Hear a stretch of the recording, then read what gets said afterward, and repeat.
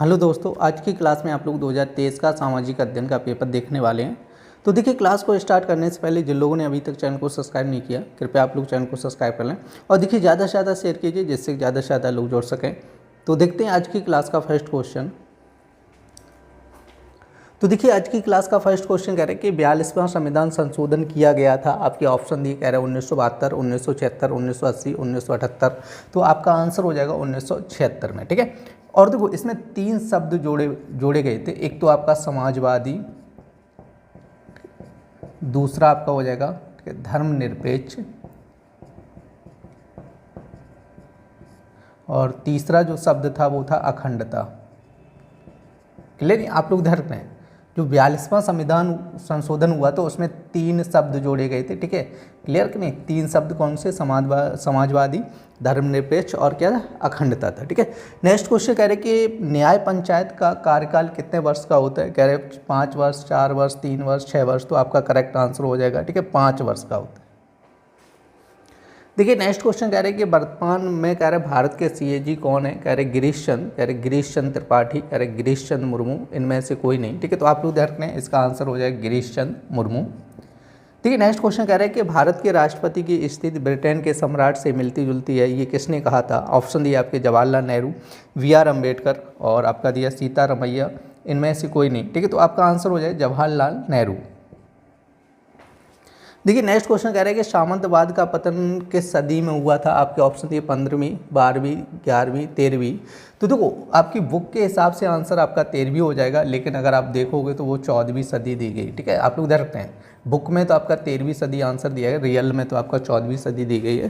ठीक है, तो हो सकता है समथिंग करीब वाला लगाया हो, तो ये 13वीं सदी। ठीक है, नेक्स्ट क्वेश्चन कह रहे हैं कि सबसे अच्छा लोहा माना जाता है? कह रहे कि सिंडेराइट, कह रहे लिमोनाइट, कह रहे मैग्नेटाइट और हेसेटाइट। तो आपका आंसर हो जाएगा मैग्नेटाइट। ठीक है, तो आपका सबसे अच्छा लोहा कौन सा होता है? मैग्नेटाइट होता है। देखिए, नेक्स्ट क्वेश्चन कह रहे हैं कि अकबर के नौरत्नों में कौन नहीं शामिल था? कह रहे हैं अब्दुल फजल, तानसेन, रैदास, फैजी। देखो, अब्दुल फजल, तानसेन, फैजी, ये तीनों के तीनों क्या थे? आपके अकबर के नौरत्नों में शामिल थे। ठीक है, तो आपका आंसर हो जाएगा रैदास। और रैदास क्या थे ना, अकबर के नौरत्नों में शामिल नहीं थे, और रैदास थे रामानंद के शिष्य। ठीक है, आप लोग ध्यान रखें, रामानंद के शिष्य थे रैदास। और रैदास की शिष्या थी, रैदास की शिष्या थी मीराबाई। ठीक है, आप लोग ध्यान रखना, रैदास की शिष्या कौन थी? मीराबाई थी। देखो, नेक्स्ट क्वेश्चन कह रहे हैं अलाउद्दीन खिलजी ने किसकी हत्या कर सत्ता प्राप्त की थी? तो कह रहे कैकुबाद, जलालुद्दीन खिलजी, कह रहे बलबन, इल्तुतमिश। तो देखो, अलाउद्दीन खिलजी ने कह रहे किसकी हत्या की थी? तो आप लोग ध्यान रखें, जलालुद्दीन खिलजी की हत्या की थी अलाउद्दीन खिलजी ने। ठीक है, अब देखो नेक्स्ट क्वेश्चन कह रहे हैं कि जौहर प्रथा प्रचलित थी, आपका कह रहे हैं राजपूत काल में, सल्तनत काल में, मौर्य काल में, मुगल काल में। ठीक है, तो आप लोग ध्यान रखें, जौहर प्रथा वो थी राजपूत काल में, ठीक है, प्रचलित थी। और इसके बारे में आप लोगों को बता चुका हूँ। ठीक है, पीछे की क्लास में आप लोग देखिएगा, कंप्लीट कीजिएगा, उसमें सारी चीज़ें आप लोगों को डिटेल से समझा चुका हूँ। ठीक है, तो इसका जो आंसर हो जाएगा वो हो जाएगा आपका राजपूत काल। देखिए, नेक्स्ट क्वेश्चन कह रहे हैं कि मुद्रा का नियमन कौन करता है? कह रहे हैं सेबी, आरबीआई, ईडी और इरडा। तो आपका आंसर हो जाएगा आरबीआई। ठीक है, अब देखो नेक्स्ट क्वेश्चन कह रहे हैं कि सिडबी का मुख्यालय है? कह रहे हैं लखनऊ, कानपुर, इलाहाबाद, जौनपुर। तो आपका आंसर हो जाएगा लखनऊ। ठीक है, अब देखो नेक्स्ट क्वेश्चन कह रहे हैं अजंता में गुफाओं की संख्या? ये क्वेश्चन आपका कई बार बता चुका हूँ। कह रहे हैं 42, 20, 25, 30। तो आपका आंसर हो जाएगा 30। ठीक है, अजंता में गुफाओं की संख्या कितनी है? 30 है। देखिए, नेक्स्ट क्वेश्चन कह रहे हैं सबसे पहले भारत आने वाले चीनी यात्री? कह रहे हैं Hiuen Tsang, Marco Polo, Ibn Battuta, Megasthenes. तो देखो, चीनी यात्री की बात कर रहे हैं, तो आप लोग धरते हैं, आपका जो हुइनसांग आपका आंसर हो जाएगा। ठीक है, चीनी यात्री कौन सा था प्रथम जो भारत आया था?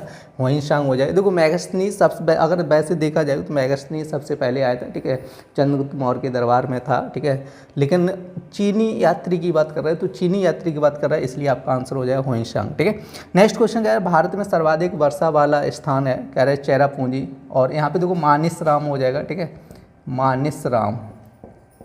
ठीक है, आप लोग ध्यान रखें, थोड़ा टाइपिंग मिस्टेक है, यहाँ पे मानिसराम हो जाएगा। देखो, चेरापूंजी, मानिसराम, मेघालय, केरल। तो आपका करेक्ट आंसर हो जाएगा, ठीक है, मानिसराम। देखिए, नेक्स्ट क्वेश्चन कह रहे हैं सूर्य का प्रकाश पृथ्वी तक पहुंचने में कह रहे समय लगाता है? कह रहे 5 मिनट 8 सेकंड, कह रहे 6 मिनट 3 सेकंड, कह रहे 4 मिनट 3 सेकंड, 8 मिनट 3 सेकंड। तो आपका करेक्ट आंसर हो जाएगा 8 मिनट 20 सेकंड। ठीक है, कितना टाइम लगाता है 8 मिनट 20 सेकंड, लेकिन ऑप्शन नहीं दिया तो लगभग आप लोग मान सकते हो 8 मिनट 3 सेकंड, यही आपका बुक में भी दिया गया है। ठीक है, अब हम लोग देखने वाले हैं, देखो अत लघु उत्तरीय प्रश्न। तो पहला कह रहा है कि गुलाम वंश की स्थापना किसने की, तो आप लोग ध्यान रखते हैं मोस्ट इंपॉर्टेंट क्वेश्चन है, गुलाम वंश की स्थापना किसने की, कुतुबुद्दीन ऐबक। देखो कुतुबुद्दीन ऐबक से रिलेटेड क्वेश्चन जरूर पूछा जाता है। ठीक है, या तो पूछा जाता है गुलाम वंश का अंतिम शासक कौन था, या पूछा जाएगा कुतुब मीनार की नींव किसने रखी, या क़ुव्वतुल इस्लाम या 2.5 दिन का झोपड़ा नामक मस्जिद किसने बनाई। ये सारी चीज़ें किसने की थी, कुतुबुद्दीन ऐबक ने की थी। ठीक है, इंपॉर्टेंट क्वेश्चन है, आप लोग ध्यान रखते हैं। ठीक है, जो भी इंपॉर्टेंट लगे उसको नोट कर लिया करो, नहीं तो आप लोग इसका स्क्रीनशॉट ले लिया करो। देखिए नेक्स्ट क्वेश्चन कह रहे हैं कि गुप्त काल के किन्हीं 2 शासकों के नाम लिखिए। तो आपका फर्स्ट कह रहा है समुद्रगुप्त। ठीक है, नेक्स्ट कह रहा है आपका चंद्रगुप्त।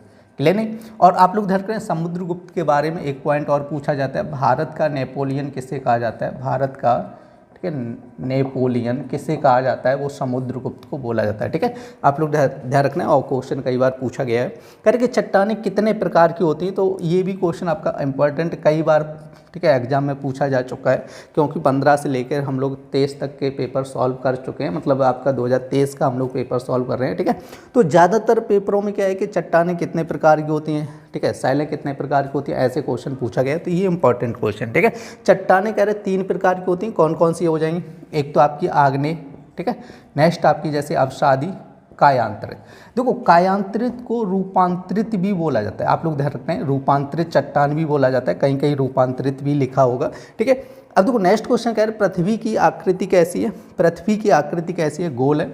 ठीक है, कैसी है, गोल है। वैसे तो आपकी चपटी दिखाई देती है, तो कह रहे कि घुमाव के कारण कह रहे कि पृथ्वी भौगोलिक अक्ष पर चपटी तथा भूमध्य रेखा पर कह रहे उभरी हुई प्रतीत होती है। घुमाव के कारण मतलब क्या होता है, पृथ्वी अपने अक्ष पर बहुत स्पीड से घूमती है, जिसकी वजह से हमें कैसी दिखाई देती है, पृथ्वी चपटी हुई दिखाई देती है। ठीक है, अंडाकार में दिखाई देती है। ठीक है, तो यही क्वेश्चन था आपके, पृथ्वी की आकृति कैसी हो, तो आपको देखें पृथ्वी की आकृति ऐसी है, गोल है। घुमाव के कारण क्या होता है कि पृथ्वी भौगोलिक अक्ष पर चपटी हुई और भूमध्य रेखा पर क्या होती है, उभरी हुई दिखाई देती है, प्रतीत होती है। देखिए नेक्स्ट क्वेश्चन कह रहा है बेसाल्ट किस चट्टान का उदाहरण है, तो आप लोग देखें बेसाल्ट जो है ना चट्टान एक प्रकार की बहिर्भेदी आग्नेय चट्टान है। बेसाल्ट कैसी है, बहिर्भेदी आग्नेय चट्टान का उदाहरण है, आप लोग ध्यान रखें। ठीक है, नेक्स्ट क्वेश्चन कह रहे हैं कि मूल कर्तव्यों की संख्या कितनी है, तो आप लोग ध्यान रखें मूल कर्तव्यों की संख्या कितनी है, 11 मूल कर्तव्य हैं।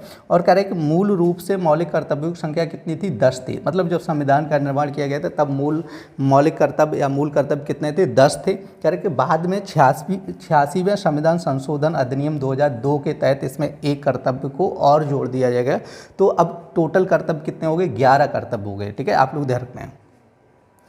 देखिए नेक्स्ट क्वेश्चन कह रहे हैं चालुक्य वंश का संस्थापक कौन था, तो आप लोग देख रहे हैं चालुक्य वंश का संस्थापक पुलकेशिन प्रथम था। कह रहे हैं उसने अपनी राजधानी बादामी या बातापी में स्थापित की। और आप लोगों को बता चुका हूँ चालुक्य वंश 3 भागों में बटा था, एक तो आपका हो जाएगा बातापी चालुक्य, ठीक है, दूसरा आपका वेगी चालुक्य, ठीक है, और तीसरा आपका था कल्याणी चालुक्य।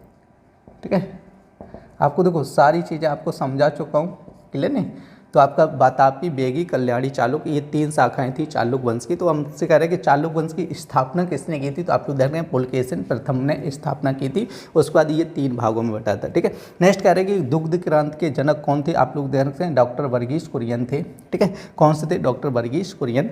और देखो आपसे कह रहे हैं सूर्य ग्रहण क्या है, और ये इंपॉर्टेंट क्वेश्चन, सूर्य ग्रहण भी कई बार आपके एग्जाम में पूछा जा चुका है। कह रहे कि जब सूर्य तथा पृथ्वी के बीच में चंद्रमा आ जाता है तो इसे सूर्य ग्रहण कहते हैं। और आप लोगों को बता चुका हूँ कई बार, जैसे यहाँ पे आप लोग एक चित्र याद रखना है, जैसे सूर्य बना लो और एक तरफ आप यहाँ पे गोला बना लो पृथ्वी। ठीक है, तो देखो सूर्य और पृथ्वी के बीच में यदि चंद्रमा आ जाए तो ये स्थिति क्या बोली जाती है, सूर्य ग्रहण बोली जाती है। तो भाई कह रहे हैं सूर्य तथा पृथ्वी के बीच में चंद्रमा आ जाता है तो इसे क्या कहते हैं, सूर्य ग्रहण कहते हैं।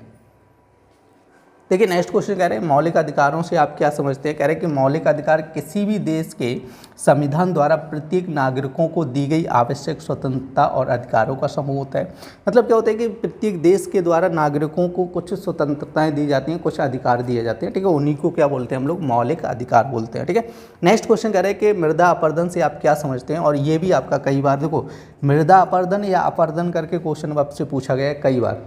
या तो आपसे कहेगा कि अपरदन से क्या तात्पर्य है, आप लिखिए, या तो बोलेगा मृदा अपरदन से क्या तात्पर्य, ठीक है। आप लोग ध्यान रखते हैं।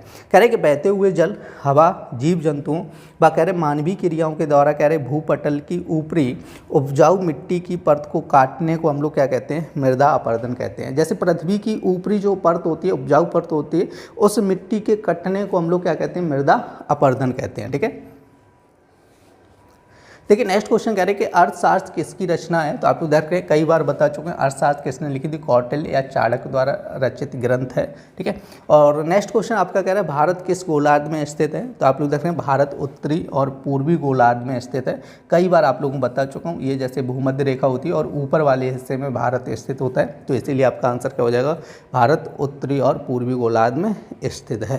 देखो नेक्स्ट क्वेश्चन कह रहे हैं कि भारत चीन का युद्ध कब हुआ था, तो आप लोग ध्यान रखें भारत चीन का युद्ध 1962 में हुआ था। देखिए ज़्यादातर बच्चे कमेंट करके कह रहे थे कि सर पीडीएफ कहाँ मिलेगी, तो उन लोगों को बताना चाहता हूँ कि आप लोगों को टेलीग्राम चैनल ज्वाइन करना होगा जो सिद्धांत अकेडमी के नाम से है, ठीक है। आप लोग ध्यान रखें, सिद्धांत अकेडमी नाम से टेलीग्राम चैनल बना हुआ है, तो उसको आप लोग ज्वाइन करें और जो भी पीडीएफ चाहिए वो सारी की सारी पीडीएफ आप लोगों को उसी टेलीग्राम चैनल पर मिल लेंगी, ठीक है। जिन लोगों ने ज्वाइन नहीं किया तो वो लोग ज्वाइन कर सकते हैं और सारी पीडीएफ जो भी चाहिए पीडीएफ आप लोग कमेंट करके बताना, वो सारी की सारी पीडीएफ आप लोगों को वहाँ पे टेलीग्राम चैनल पर अपलोड कर दी जाएंगी, ठीक है। देखिए नेक्स्ट क्वेश्चन कह रहे हैं कि जलवायु का अर्थ स्पष्ट कीजिए। कह रहे हैं कि जलवायु किसी दिए गए क्षेत्र में कह रहे हैं लंबे समय तक औसत मौसम होता है, ठीक है। तो कह रहे किसी दिए गए क्षेत्र में लंबे समय तक के औसत मौसम को हम लोग क्या कहते हैं, जलवायु कहते हैं, ठीक है। लंबे समय तक जो चलता है जलवायु होता है, ठीक है। और जो मौसम होता है वो क्या होता है कि बदलता रहता है। आप लोग देख के जलवायु क्या होती है, लंबे समय तक चलता है, उसको बोला जाता है जलवायु। देखो अब हम लोग देखने वाले हैं लघु उत्तरीय प्रश्नों को। तो फर्स्ट क्वेश्चन कह रहे हैं कि अच्छे नागरिक के 4 गुणों का वर्णन कीजिए, ठीक है। और एक बार और पूछा जा चुका है, ठीक है, दूसरी बार आपका ये क्वेश्चन पूछा गया है। तो आप लोग ध्यान रखें, फर्स्ट पॉइंट आपका दिए कानून का पालन करना, ठीक है। अच्छे नागरिक के गुण क्या हो जाएंगे, एक तो फर्स्ट तो ये होगा कि जो भी नागरिक है उसको कानून का पालन करना चाहिए। नेक्स्ट है कि शिक्षित और सूचित रहना चाहिए। और थर्ड आपका पॉइंट है कि लोकतंत्र की प्रक्रिया में शामिल होना चाहिए। और आपका फोर्थ पॉइंट है दूसरों के सर्वोत्तम हित में कार्य करना चाहिए, ठीक है। तो अच्छे नागरिक के 4 गुण पूछ रहा है, तो ये 4 आपके गुण यहाँ पे दिए गए हैं। देखिए नेक्स्ट क्वेश्चन कह रहे हैं वनों से होने वाले लाभ बताइए। तो आप लोग ध्यान रखें, वनों से होने वाले लाभ, ठीक है। ये भी क्वेश्चन आपका दूसरी बार पूछा, एक बार एक पेपर में और पूछा गया था। तो फर्स्ट तो आपको हो जाए वनों से क्या होता है, ईंधन और जलाऊ लकड़ी प्राप्त होती है। पहला तो क्या होता है, हमें वनों से क्या मिल जाता है, ठीक है, ईंधन, मतलब आपका ईंधन मतलब जलाने के लिए जो भी लकड़ियाँ होती है वो ईंधन ही हो जाता है, ठीक है। नेक्स्ट कह रहे हैं पशुओं, कह रहे वनों से पशुओं के लिए पौष्टिक आहार, पशुओं के लिए चारा मिल जाता है। नेक्स्ट आपका कह रहे हैं कि वन वर्षा कराने में सहायक होते हैं, ठीक है। पेड़ पौधे क्या होते हैं, वर्षा कराने में सहायक होते हैं। नेक्स्ट कह रहे हैं कि वन बाढ़ को रोकते हैं, ठीक है। वन क्या करते हैं, बाढ़ को रोकते हैं। बाढ़ को रोकने का मतलब क्या होता है, मृदा अपरदन जो होता है, मृदा अपरदन, तो उसको रोकते हैं। नहीं, आप लोग ध्यान रखें, मृदा अपरदन के बारे में भी क्वेश्चन पूछा गया। तो मृदा अपरदन को रोकने की बात की जाए तो ज़्यादा से ज़्यादा क्या लगाने चाहिए, पेड़ पौधे। जहाँ पे पेड़ पौधे होंगे वहाँ पे मृदा अपरदन कम होगा, ठीक है। तो इसीलिए आप लोग ध्यान रखें, कह रहे हैं कि वन क्या करते हैं, बाढ़ को रोकते हैं। देखिए नेक्स्ट क्वेश्चन कह रहे हैं मुद्रास्फीति से आज से स्पष्ट कीजिए। तो आप लोग ध्यान रखें कि जब मांग और आपूर्ति में कह रहे हैं असंतुलन बड़ा होता है, मतलब असंतुलन कैसा होता है, बड़ा होता है, तो क्या होता है, वस्तुओं और सेवाओं की कीमतें बढ़ जाती हैं। कह रहे कि कीमतों में इस वृद्धि को ही क्या बोला जाता है, मुद्रास्फीति बोला जाता है।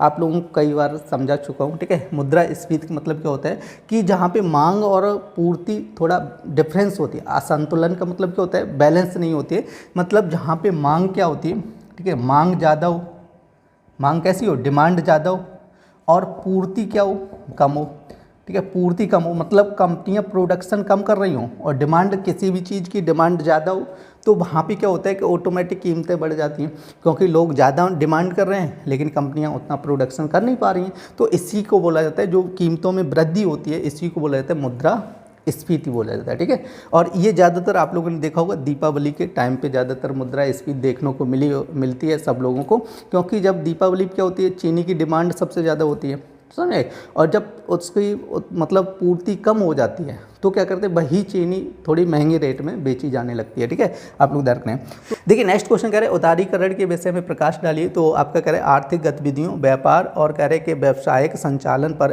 कह रहे सरकारी विनियमन और कह रहे प्रतिबंधों को कम करना या हटाना क्या कहलाता है, उदारीकरण कहलाता है। कह रहे कि जैसे कोई व्यावसायिक संचालन कर रहे हैं उस पर जो सरकारी प्रतिबंध होते हैं उनको अगर कम कर दिया जाए तो वही बोला जाता है उदारीकरण। ठीक है, उसी को क्या बोला जाता है, उदारीकरण बोला जाता है।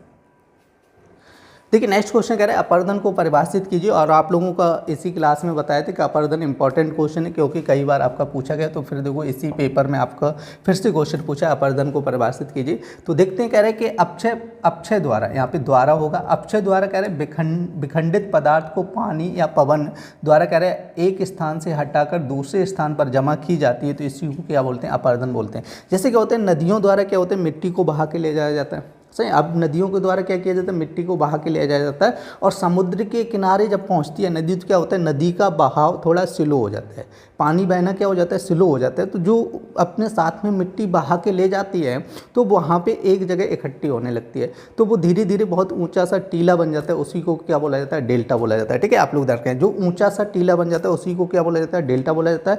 लेकिन जो मिट्टी ले जाती है उसको हम लोग क्या बोलते हैं, अपरदन बोलते हैं। ठीक है, नेक्स्ट क्वेश्चन कह रहे हैं कि महमूद गजनवी के भारत पर आक्रमण का वर्णन कीजिए। तो आप लोग देखें महमूद गजनवी जो था ना, गजनी का शासक था, उसने राज्य को समृद्ध राज्य बनाने के लिए 1000 से लेकर 1025 तक उसने कह रहे भारत पर 17 बार आक्रमण किया। आप लोग ध्यान रखें 1000 से लेकर 1025 तक महमूद गजनवी ने कितनी बार आक्रमण किया, 17 बार आक्रमण किया। कह रहे कि महमूद गजनवी का इरादा कह रहा भारत से धन दौलत लूट कर इकट्ठा करना था। और ये क्वेश्चन एक बार और आपके एग्जाम में पूछा जा चुका है, लेकिन इस टाइप से नहीं पूछा था। उसमें ये कहा था कि महमूद गजनवी के भारत पर आक्रमण करने का उद्देश्य बताइए। मतलब महमूद गजनवी का भारत पर आक्रमण करने का क्या उद्देश्य था, इसको लिखिएगा। तो यही आंसर आप लोग उसमें भी लिख सकते हैं और यहाँ पे भी लिख सकते हैं। ठीक है, तो इसमें देखो उद्देश्य भी आ गया। देखो उसका उद्देश्य क्या था कि महमूद गजनवी का इरादा भारत से धन दौलत लूट कर इकट्ठा करना था। ठीक है, तो दोनों क्वेश्चन का सेम आंसर रहेगा, आप लोग ध्यान रखें। ठीक है, तो दोनों क्वेश्चन अगर आपका कोई भी पूछा जाता है तो इसी आंसर को लिख सकते हैं। देखिए नेक्स्ट क्वेश्चन कह रहे हैं संविधान की विशेषताएं बताइए। तो आप लोग देखें भारतीय संविधान विश्व का कह रहे हैं कि सबसे व्यापक संविधान है। कह रहे हैं कि इसमें 395 अनुच्छेद 22 अध्याय और 12 अनुसूचियाँ हैं। तो भारतीय संविधान क्या है, विश्व का सबसे व्यापक संविधान है। नेक्स्ट क्वेश्चन क्या है, भारतीय संविधान एक लिखित संविधान है। नेक्स्ट कह रहे हैं पंथ निरपेक्ष राज्य। पंथ निरपेक्ष मतलब क्या होता है कि किसी भी धर्म को समर्थित, मतलब सभी धर्मों को एक समान मानता है। ठीक है, नेक्स्ट क्वेश्चन कह रहे हैं सांसदीय शासन प्रणाली। ठीक है, आपके 4 पॉइंट दिए गए और विशेषताएं पूछ रहा है तो 4 इनफ हैं, आप लोग लिख सकते हैं। देखिए नेक्स्ट क्वेश्चन कह रहे हैं बजट क्या है। तो आप लोग ध्यान रखें कि बजट व्यक्तियों और संगठनों के लिए कह रहे हैं आय और व्यय का अनुमान लगाकर भविष्य की कल्पना करने का एक आधारभूत साधन है। ठीक है, देखिए नेक्स्ट क्वेश्चन है गुप्त काल के पतन के कारणों का उल्लेख कीजिए। आपसे पूछा है गुप्त काल का पतन क्यों हुआ, उसके कारण बताइएगा। तो फर्स्ट तो हो जाएगा अयोग्य उत्तराधिकारी। गुप्त काल में क्या था, अयोग्य उत्तराधिकारी था। ठीक है, नेक्स्ट कह रहे हैं उत्तराधिकार का युद्ध, आपस में युद्ध होने लगा। ठीक है, उत्तराधिकार मतलब कौन सा उत्तराधिकारी, कौन रहा मतलब उत्तराधिकारी बनेगा, तो ये आपस में क्या होने लगा, युद्ध होने लगा। ठीक है, आंतरिक विद्रोह, आंतरिक विद्रोह मतलब क्या होता है कि आपस में ही विद्रोह कर लिया। नेक्स्ट कह रहे हैं साम्राज्य की विशालता, इतना विशाल साम्राज्य हो गया था, ठीक है, जिसको संभालना मुश्किल था, जिसकी वजह से क्या हुआ, पतन हुआ। अब 5वां पॉइंट दिया हूणों का आक्रमण। उसी समय क्या हुआ था, हूणों ने आक्रमण किया था। और आप लोगों को कई बार पूछा गया है तो हूणों ने किस शासन मतलब किस शासक के समय आक्रमण किया था। ठीक है, ये क्वेश्चन आप लोगों को कई बार पूछा जा चुका है। ठीक है, नेक्स्ट क्वेश्चन कह रहे हैं गुप्त काल को स्वर्ण काल क्यों कहा जाता है। ये भी इंपॉर्टेंट है क्योंकि ये भी पूछा गया क्वेश्चन। देखो एग्जाम में क्या होता है कि ज़्यादातर क्वेश्चन आपके रिपीट होते हैं, ध्यान रखना है। इसलिए आप लोग क्या करें 15 से लेकर 23 तक के जो भी आपके डीएलएड के पेपर हो चुके हैं उनको रिपीट मतलब पूरा सॉल्व कर लो कायदे से, क्योंकि ज़्यादातर क्वेश्चन क्या होते हैं, रिपीट होते रहते हैं। तो आप लोग जब पेपर देने जाओगे तो लगभग मान के चलो 50-60% या 70% तक पेपर पीछे वाला ही मिल जाएगा। ठीक है, एक आध क्वेश्चन ऐसा होगा जो नया रखा होगा, नहीं बाद बाकी ज़्यादातर वही मिल जाएगा। इसीलिए आप लोग क्या करना है 2015 से लेकर 23 तक के सारे पेपर सॉल्व कर लो। ठीक है, तो यहाँ पे कह रहे हैं कि गुप्त काल को स्वर्ण काल क्यों कहा जाता है, तो देखना है। कह रहे कि गुप्त काल में कह रहे भारतीय संस्कृति के प्रचार प्रसार, कह रहे धार्मिक सहिष्णुता, कह रहे आर्थिक समृद्धि तथा शासन व्यवस्था की स्थापना के कह रहे उच्चतम दर्शन होते हैं। मतलब गुप्त काल में क्या होता है, शासन व्यवस्था की स्थापना के उच्च दर्शन होते हैं। कह रहे कि इसलिए गुप्त काल को क्या बोला गया, स्वर्ण युग बोला जाता है। ठीक है, और एक क्वेश्चन और पूछा जाता है कि साहित्य कला का स्वर्ण काल किसको बोला जाता है। साहित्य कला का स्वर्ण काल किसको बोला जाता है, गुप्त काल को ही बोला जाता है। ये भी आप लोग पॉइंट याद रखना है। तो देखिए आज की क्लास में आप लोगों ने 2023 का सामाजिक अध्ययन का पेपर सॉल्व किया था। उम्मीद करते हैं आज की क्लास आप लोगों को पसंद आई होगी। यदि क्लास पसंद आई तो कृपया लाइक करें और देखिए ज़्यादा से ज़्यादा शेयर कीजिए जिससे ज़्यादा से ज़्यादा लोग जोड़ सकें। फिर मिलते हैं ऐसी नेक्स्ट क्लास में, तब तक के लिए धन्यवाद।